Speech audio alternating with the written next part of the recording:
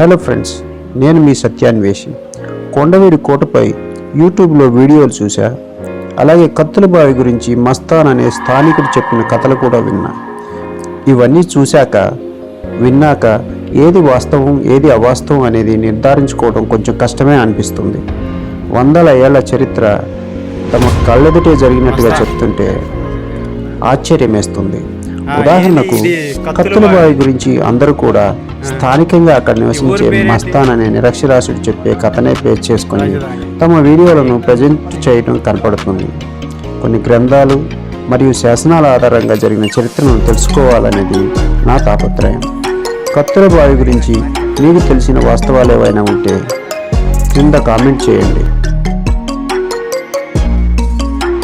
శ్రీకృష్ణదేవరాయలు తన శత్రువైన ప్రతాపరుద్ర గజపతిని అతని కుమారుడైన వీరభద్ర గజపతిని ఓడించి 1515వ సంవత్సరం జూన్ 26వ తేదీన కొండవీటి దుర్గమును వశపరుచుకున్నట్టు రాయలవారి మంగళగిరి శాసనం చెప్తుంది. కొండవీటి విజయానంతరం శ్రీకృష్ణదేవరాయలు కొండవీడి కోటను గోపీనాథపురంగా మార్చి అందులో గోపీనాథ స్వామి దేవాలయమును నిర్మించి వెన్నముద్ద బాలకృష్ణ స్వామిని ప్రతిష్ఠించినట్లు కొందరి అభిప్రాయం. వెన్నముద్ద కృష్ణస్వామి దేవాలయాన్ని శ్రీకృష్ణదేవరాయల సోదరుడు మరియు వారసుడైన అచ్యుత దేవరాయలు నిర్మించినట్లు మరికొందరు చెప్తారు. అచ్యుత దేవరాయలే ఆలయాన్ని నిర్మించాడని చెప్పుటకు ఒక కథ బహుళ వ్యాప్తిలో ఉంది. అచ్యుత దేవరాయల పాలనా కాలంలో 72 మంది సామంతరాజులు ఆయనను వ్యతిరేకించుతూ ఉండేవారు. అచ్యుతరాయలు తన వ్యతిరేక సామంతులను రహస్యంగా మట్టు పెట్ట తలంచి గోపీనాథపురంలో ఒక చక్కని దేవాలయాన్ని నిర్మించి దాని అంతరాలమును బావిగా మార్చి దానిలో పదునైన కత్తులను అమర్చి ఆ బావిపై బరువు పడగానే కిందికి వగ్గిపోయి బరువు తొలగిన పిమ్మట యథాస్థానంకు వచ్చేలాగున రాతి పలకను అమర్చారని చెప్తారు. ప్రతిష్ఠ సమయంలో ఆ 72 సామంతరాజులను ఆహ్వానించి ఒకరి తర్వాత ఒకరిని దర్శనానికి పంపబడ్డారని చెప్తారు. వెళ్ళిన వారెవరూ తిరిగి రాలేదు. చివరికి మిగిలిన 4 సామంతులు ప్రమాదాన్ని శంకించి పరారయ్యారట. ఈ కథలో సత్యమెంతో తెలియదు కానీ కొండవీటిలో లభించిన ఒక శాసనం మాత్రం గోపీనాథాలయాన్ని అచ్యుత దేవరాయల మంత్రి రామయ్య భాస్కరుడు నిర్మించినట్లు చెప్తారు.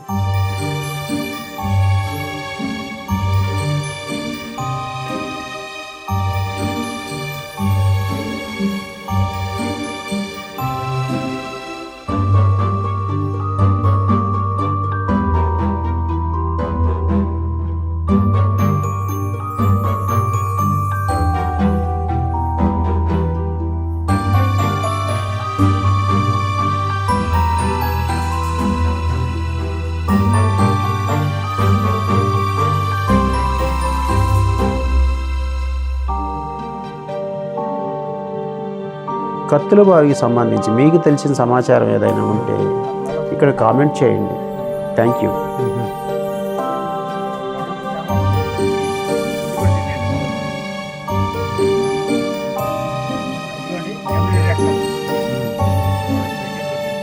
మీ పేరు మస్తాను.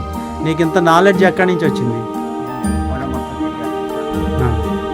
ఏం చదువుకున్నాను? నేను చదువుకోండి 2 బస్సులు వేసుకొచ్చారనుకోండి, కొండ తీసుకెళ్తాను, మొత్తం చూస్తాను. మరి వాళ్ళని పైసలు ఇస్తారా? నీకు డబ్బులు ఏమన్నా? పైసలు ఇస్తాను. ఊళ్ళో కూలీ ఏంటి అంటారు. కూలీ అని అడగను. ఊళ్ళో ఎంత ఉందండి? 600 700 ఉంది. ఇక నాకు కూలీ ఉండండి. రాజాపూర్పు అగ్గురారం అండి, ఎక్కడ ఢిల్లీ దగ్గర. తిరుమల రాయుడు, బుజ్జిరాజు, తిమ్మరాజు మాకు పాలించినది చిన్న కొండ. ఇటు ఈ లైన్లో వస్తుంది. బంగారం తెస్తానండి, అన్నంలో మరిగిపోద్ది. రాయి తీసుకుని కొట్ట కూడా గుండె పగలదండి. నవాబుది 105 పెళ్లి గుంటూరు వెళ్తాడండి. సాయంత్రం పెళ్లి, ఒక నైట్ ఉంటాడు, మళ్ళీ ఇంకో ఊరు, అట్లా రాయటం వెళ్ళిపోవటమే. అదేమంటే ఒక నెల 2 రోజులు రాజు పెళ్ళాం తర్వాత మళ్ళీ అమ్మాయి చేసుకోవాల్సింది దేవుడు ఒకడు. అది తరయ్యా ఏంది చూడు. ఇక్కడ నుంచి ఇది మ్యూజిక్ వేస్తారా? మామూలుగా కదా.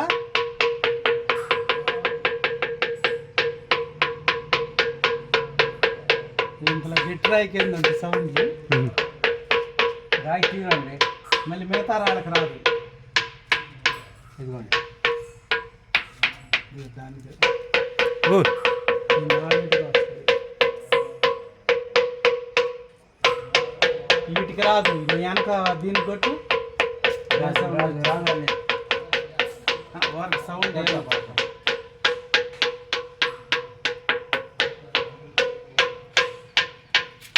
ఇది మామూలు రాయి. ఇది మామూలు రాయి. మామూలు. ఇదిగోండి ఇక్కడ రాయి. ఇదిగోండి. ఏడా ఉంది. ఇంకా ఇట్లా సౌండ్ దగ్గరకు వచ్చేదని సౌండ్ తగ్గింది.